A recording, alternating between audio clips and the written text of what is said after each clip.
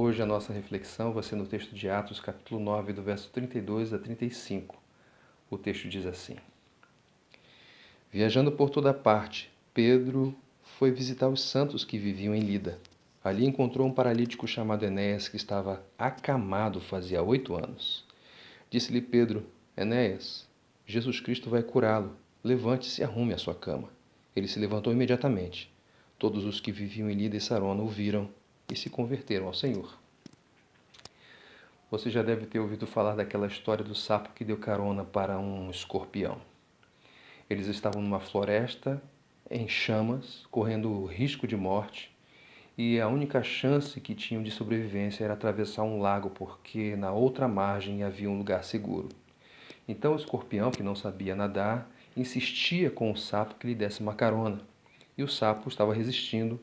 O sapo negava aquele pedido, até porque era um escorpião que estava fazendo aquela solicitação e ele temia que, no meio do caminho, ele fosse picado e morresse.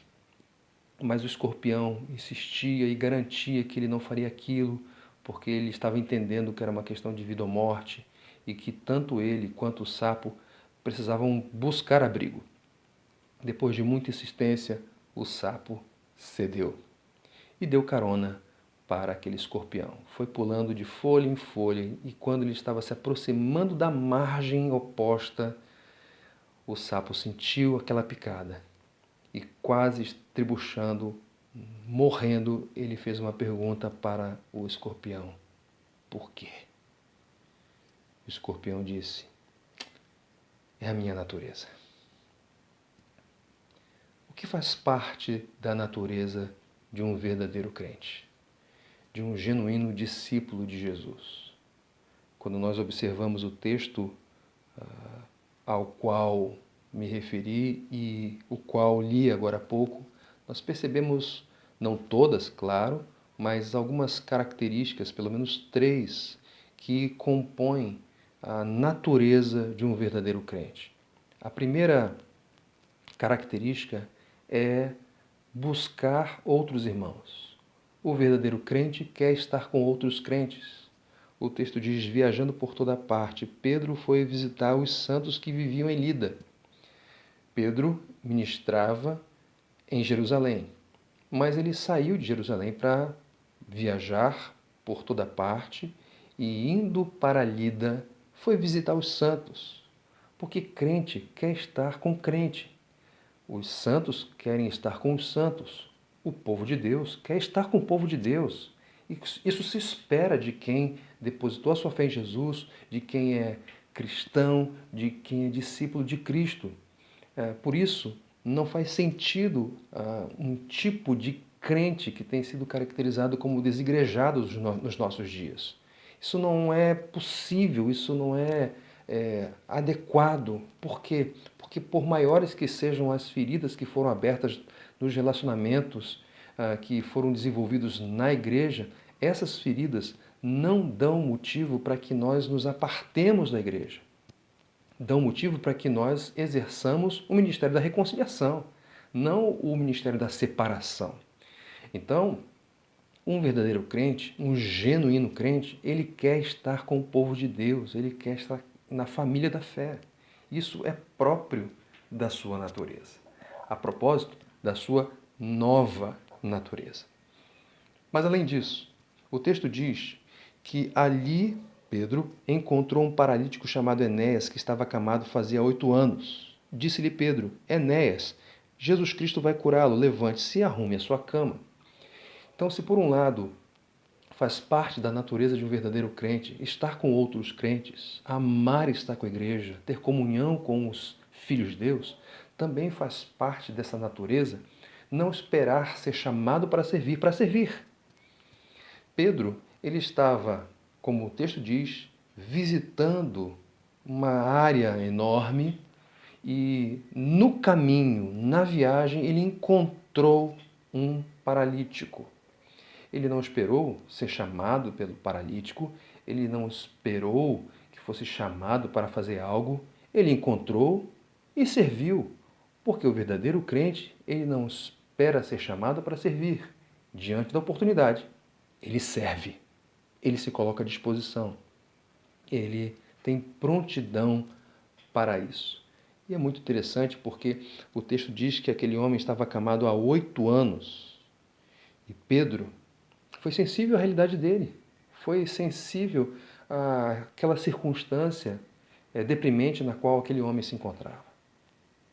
Há uma terceira característica que faz parte da natureza do verdadeiro e genuíno crente. Esse verdadeiro e genuíno crente, ele aponta para Jesus, dá glória a Jesus e proclama que é Jesus quem tem poder para transformar a nossa realidade.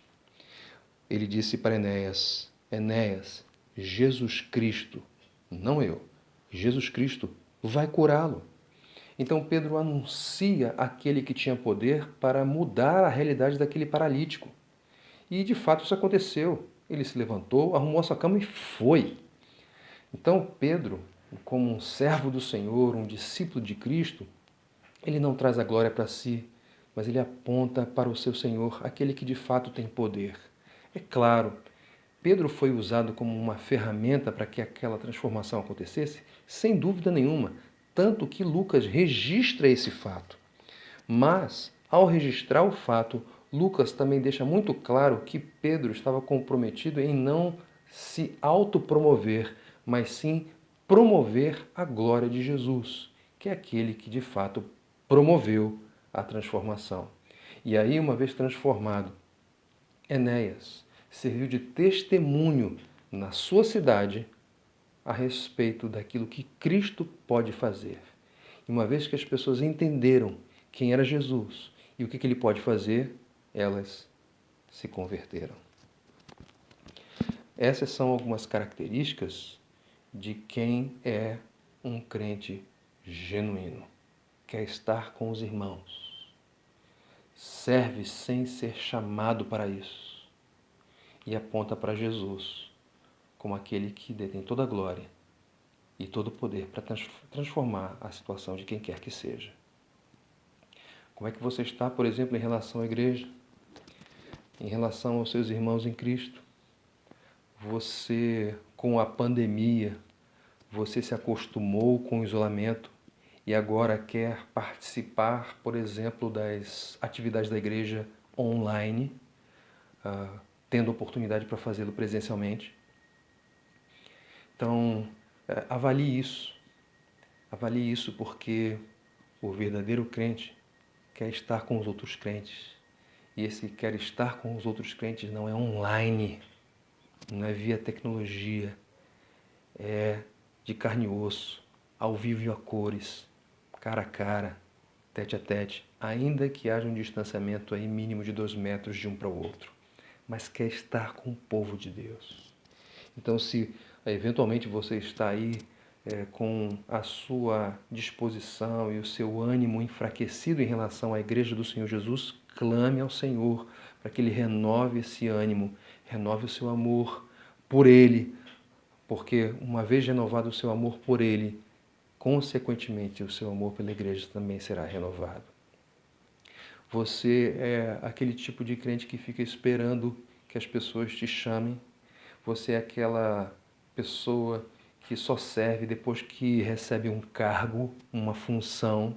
Olha, aqueles que creram em Jesus, aqueles que foram impactados pela mensagem do Evangelho, estão tão deslumbrados com a bondade, com a graça de Jesus, que eles querem servi-lo aonde quer que for, sem que sequer sejam chamados. Então se apresente para o serviço do Senhor. Faça isso não para cumprir regras, não para tentar impressionar ao Senhor, mas como uma resposta de amor a Ele. E no caminho do serviço, lembre-se, a glória não é sua. Lembre-se, o poder não é seu. Então, sirva com alegria e dedique toda a glória para Ele. Dependa do Senhor para que você seja usado. E quando for, dê toda a glória a Ele.